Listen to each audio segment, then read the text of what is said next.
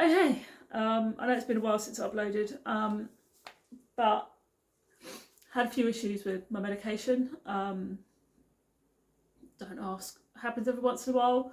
I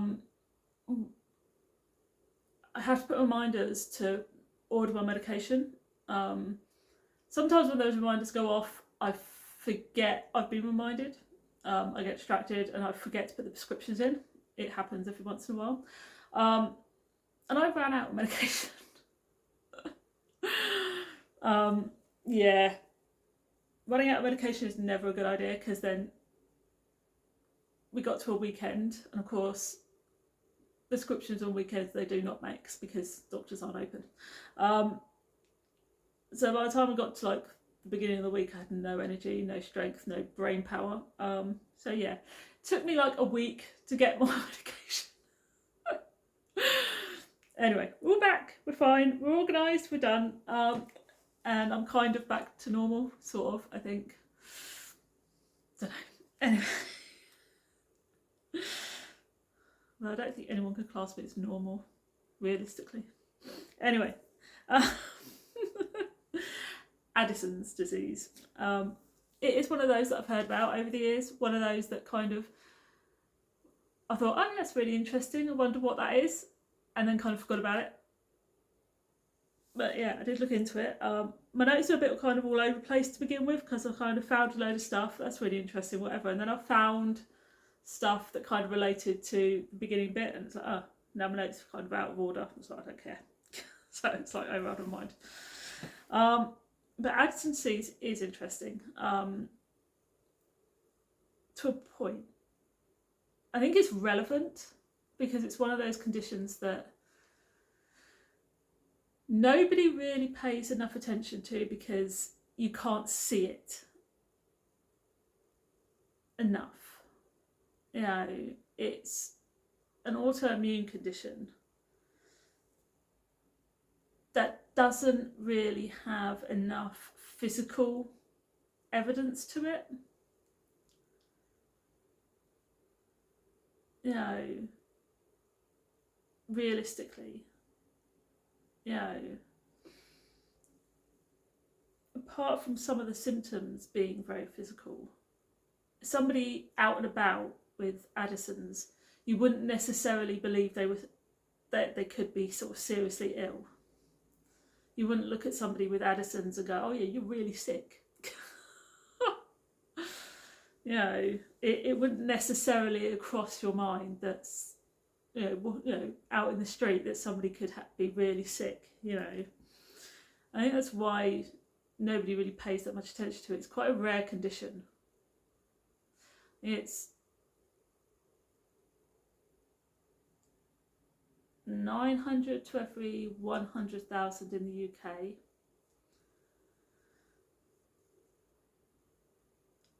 And 1 in 100,000 in the United States. I think those are statistics. I know the one in the United States is right. Pretty positive about the one in the UK. But I didn't write the stats down. I am pretty positive about that one. Yeah. But it is an autoimmune condition. It's also called a primary adrenal insufficiency or hypoadrenalism. Okay. It is something that affects the glands that sit above the kidneys, that produce hormones, the cortisol and the, I can't pronounce this very well, the aldosterone, which is ALDOSTERONE, aldosterone. Pretty sure that's how you pronounce it, but I'm not 100%. Now, I had to look the two words up because I wasn't 100% what these two did. So yeah, cortisol, actually, I had heard of it, I kind of knew what it did, but I wasn't 100% exactly what it did. It reduces the stress in your body, so it's like a stress reliever. That's what its main purpose is. But it's supposed to help reduce blood pressure. it's there for your heart function, your immune system, and your blood sugar levels as well. Now, I knew about the stress levels and the blood sugar levels because my sister's a type 1 diabetic. So I knew that cortisol was really good for blood sugar levels, and I knew about the stress as well because obviously with my FND I knew that cortisol and stress were like linked. Didn't know that it was really good for it like helped with heart function. That was a bit weird for me, but yeah. The aldosterone affects the salt balance and the potassium in your blood. And it also controls the amount of fluid your kidneys remove as urine, which again affects your blood volume and pressure, which I found kind of interesting because I didn't even know that one happened. It's kind of cool.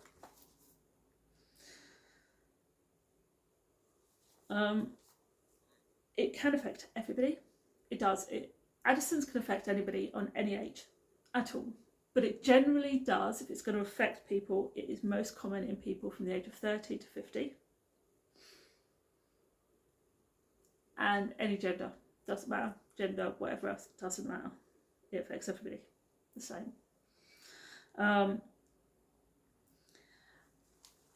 One thing I do need to look into, which I was going to and I forgot, is that there are the risk factors of this are, and the causes of this are there purely because the people who are most at risk for this are people who already have something called an autoimmune polyendocrine syndrome, which is rare and usually inherited. Now, this is also called an APS condition. And it's where your immune system mistakenly attacks like your tissues and your organs. Okay, so if you have this very rare inherited condition, you are at very, very high risk of having or ending up with Addison's. My head's a bit weird today. Because this attacks your immune system, it also has a tendency to attack your mucous membranes and your adrenal and your parathyroid glands. They are the most common that are affected by this condition, which is why most people who have APS usually will end up with Addison's as well.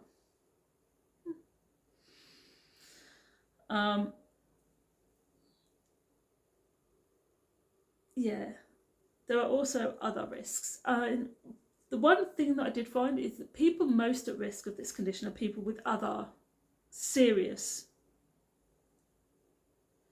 autoimmune conditions, people with type 1 diabetes, chronic thyroidism,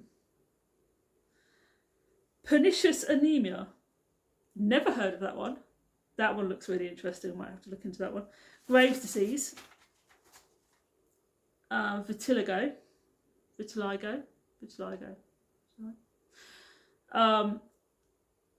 and dermatitis herpetiformis.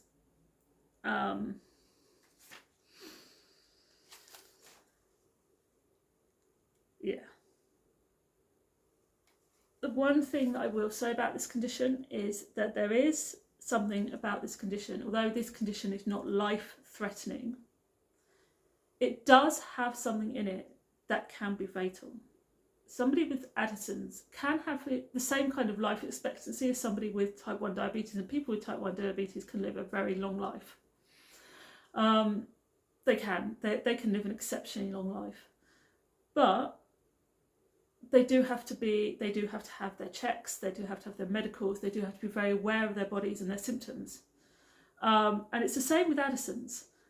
And just like people with type 1 diabetes, if they're not careful with their health, type 1 can be fatal. And it's the same again with Addison's. there is one particular part of somebody with Addison's that if their symptoms worsen and it's a sudden kind of decline, they go into something called an adrenal crisis or an Addisonian crisis. And if this happens, it happens because their cortisol levels drop really, really low. And that can be really fatal for somebody with Addison's. It's just fatal. It can be fatal. And if that happens, they need a shot of hydrocortisone. Or they need a hydrocortisone injection immediately. They need it. It's something that needs to happen. They can administer it themselves because they'll know the symptoms. It will happen. They'll know the symptoms. They can administer the shot themselves. But if they become unconscious or whatever else for whatever reason, you call 999 and you tell them that somebody is in an adrenal crisis. They will know exactly what to do and how to help them. That is the only thing about this condition that is fatal, or possibly fatal. Other than that, they live a very nice, healthy, well, not healthy, but very relatively healthy life. They can still do a lot of things that pretty much anyone else can do. They just have to be aware of their symptoms and have all their checks, a bit like people with type 1 diabetes. It's the same kind of thing. But yeah,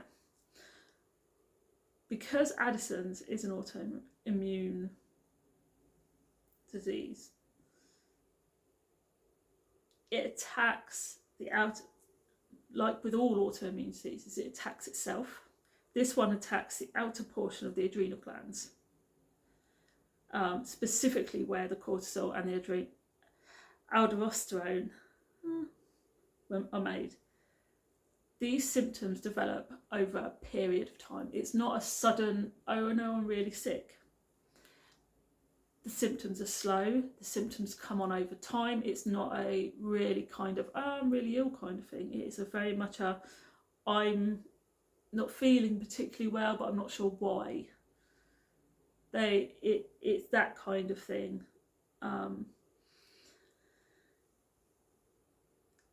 they don't usually, people won't usually feel sick until the adrenal glands are about 90% damaged. You know, that in itself is quite scary. I mean, you're not going to feel any kind of symptoms until your glands are pretty much dead.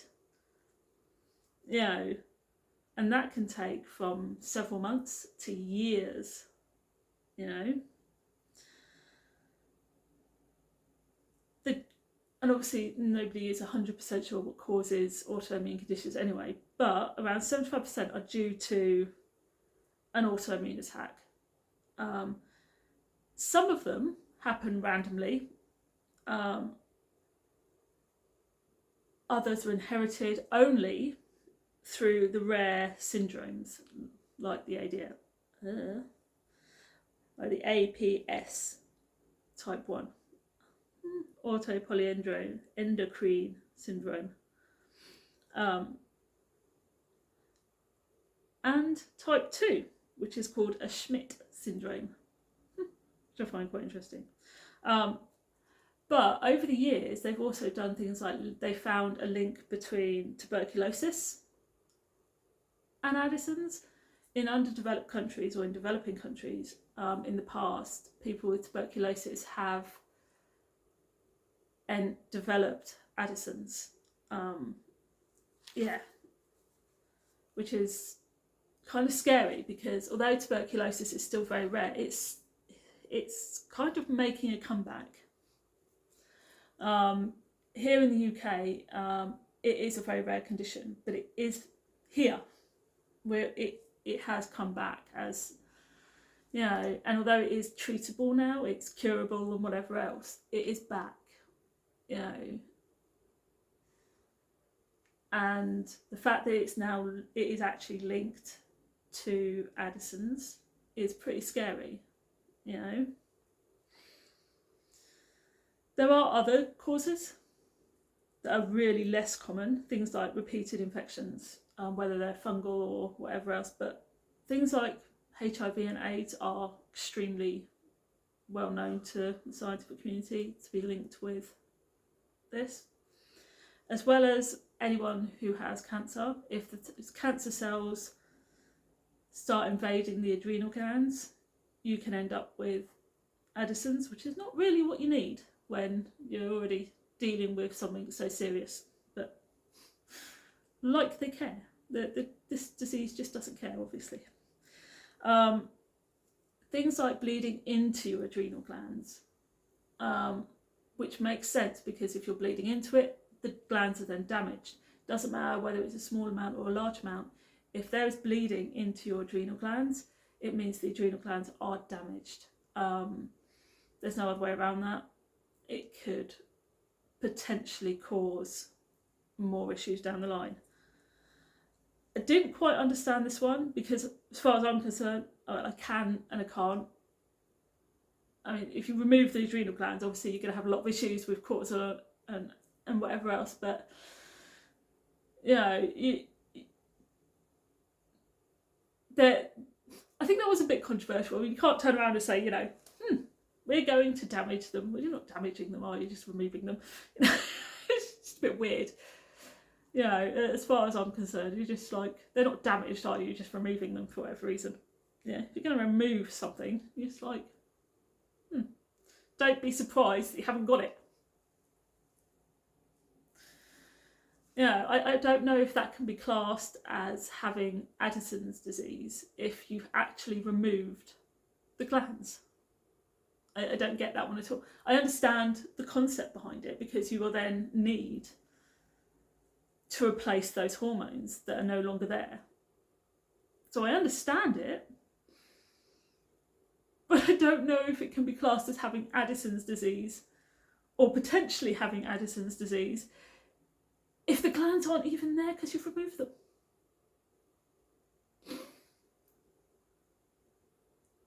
I don't know. Yeah. If you're going to remove something, how can you then have a disease because of it? I understand the concept of it because obviously without those glands you can't have the hormones. So with that concept, totally understand it. Because you need to replace the hormones that you've just removed. But you can't be classed as having Addison's disease if you've actually removed the hormones. Actually removed them, taken the glands out, removed it all. That to me is a bit weird. Can't have a disease if the glands are not there. Unless you had Addison's before the glands were removed. That would be the only way that would work.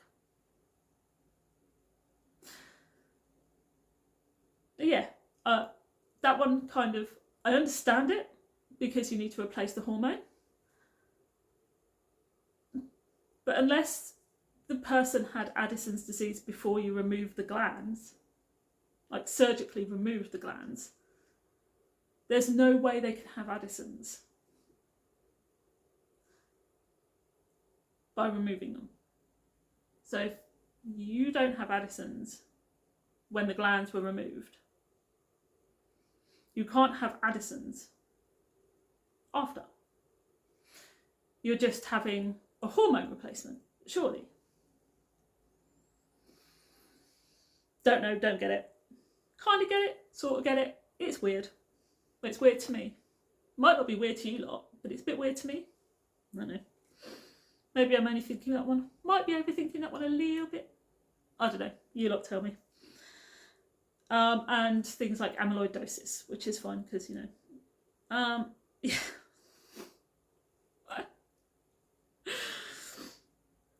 And there is a whole list of symptoms here. I will go through them and then we'll leave it there. Now, like I said, these symptoms will come over months and will generally be ignored at first because people won't think of them as being seriously ill, because we have things like extreme fatigue, weight loss and loss of appetite. Areas of darkened skin is one of the most common ones.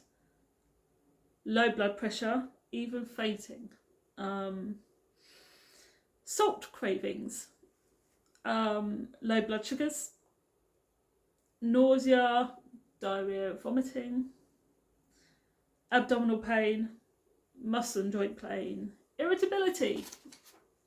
Some of these can be explained away and people will just brush them off, which is why a lot of people ignore them at first.